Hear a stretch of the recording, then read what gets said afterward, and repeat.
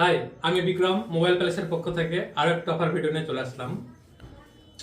এটা কি আপনারা সবাই জানবেন, এটা মোবাইল না। এটা মোবাইল না, এটা হচ্ছে ডিএসএলআর ক্যামেরা।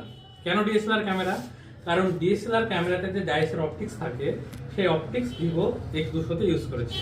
যার পোর্ট্রেট ক্যামেরা একদম মানে ডিএসএলআর এর ছবি তুললে যেমন হয় ঠিক সেই রকম। তো এই মোবাইলটার দাম কত? এই মোবাইলটা আপনি অনলাইন অফলাইন যেখানে কিনুন না কেন 66,000 টাকা দাম আছে।